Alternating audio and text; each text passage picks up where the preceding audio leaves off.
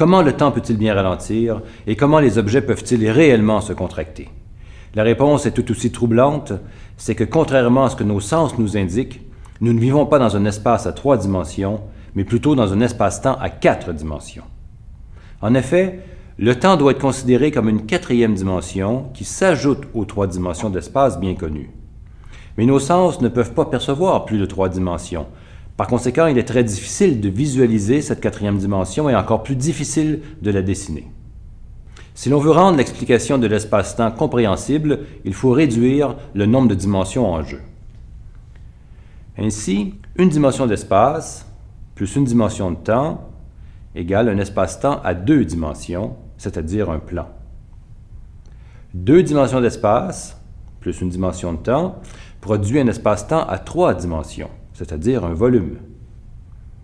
3 dimensions d'espace, ce qui correspond à notre univers, plus une dimension de temps égale un espace-temps à 4 dimensions, impossible à dessiner. Pour simplifier au maximum l'explication, nous allons donc considérer une seule dimension d'espace, c'est-à-dire une ligne droite. Dans ce monde, seuls peuvent exister des points et des tiges, et ces objets ne peuvent bouger que le long de la ligne. Comme premier exemple, supposons qu'il y a 2 points sur cette ligne qui se dirigent l'un vers l'autre pour ensuite se frapper et rebondir. Il existe une façon différente d'interpréter ce phénomène. Voici une cache opaque percée d'une fente que nous allons faire glisser sur cette figure. Que voyez-vous dans la fente? 2 points qui rebondissent l'un sur l'autre, exactement le mouvement précédent. La fente représente donc l'espace qui est perceptible par nos sens, tandis que son glissement correspond à l'écoulement du temps. Cette figure est l'espace-temps à 2 dimensions associé au mouvement des 2 points. L'axe horizontal représente la dimension d'espace et l'axe vertical la dimension de temps. Ce n'est pas une figure ordinaire à 2 dimensions, c'est un espace-temps à 2 dimensions. Si les 2 points se croisaient au lieu de rebondir, on ferait plutôt glisser la fente sur cette figure.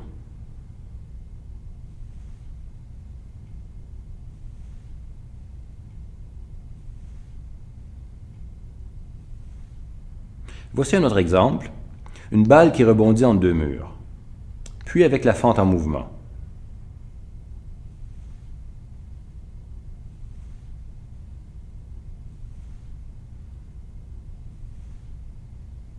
Maintenant, un objet qui grossit, puis explose, avec la fente.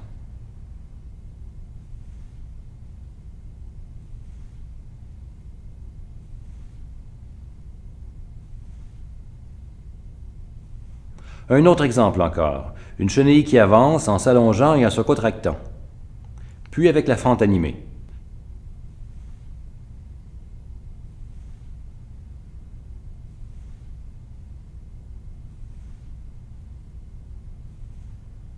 En fait, quelle que soit la situation que l'on imagine, on peut la reproduire avec une fente qui glisse sur une figure correspondante.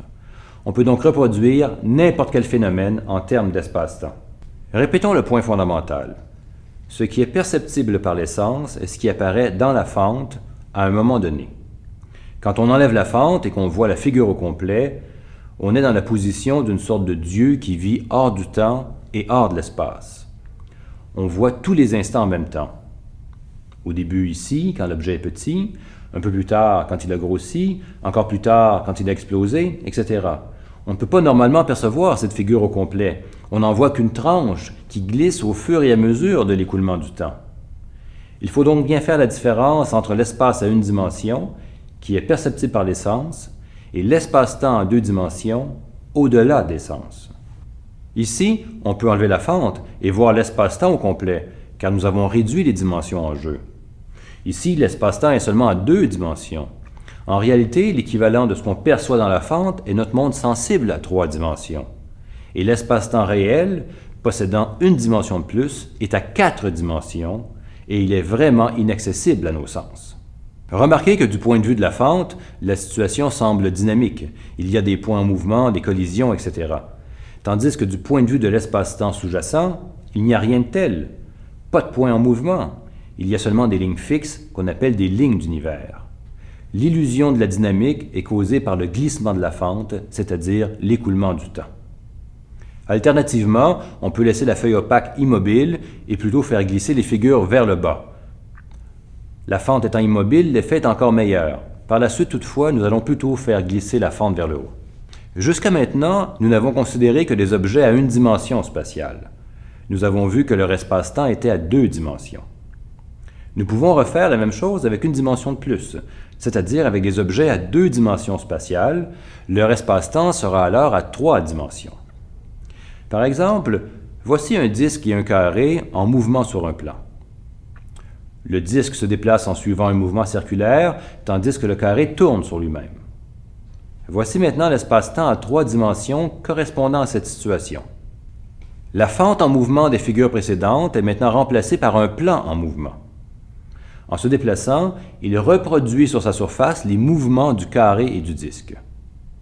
Ce qui correspond maintenant au monde sensible, c'est ce qui apparaît sur le plan.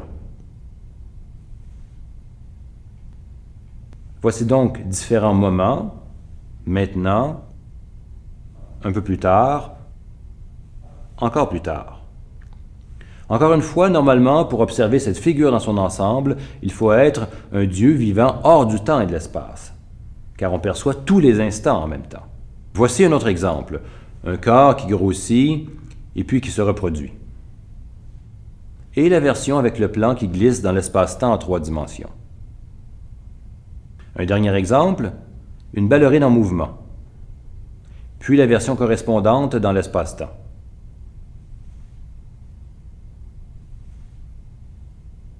Encore une fois, on pourrait reproduire n'importe quel mouvement d'objet à 2 dimensions avec des volumes à 3 dimensions bien choisis. Les objets à 2 dimensions sont des sections de longs volumes à 3 dimensions. De façon similaire, pour les objets à 3 dimensions spatiales, comme nos objets ordinaires, l'espace-temps est à 4 dimensions. Nos objets familiers sont donc des sections d'objets ayant une dimension de plus, donc à 4 dimensions, impossible à dessiner bien sûr. Nous ne percevons ainsi qu'une coupe à 3 dimensions de la réalité à 4 dimensions.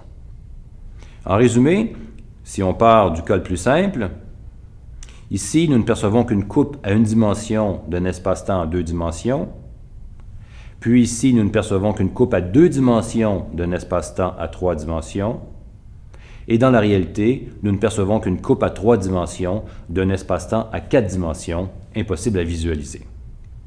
Comment cette idée d'espace-temps explique-t-elle le phénomène du ralentissement du temps et de la contraction des longueurs? C'est ce que nous verrons dans la prochaine capsule.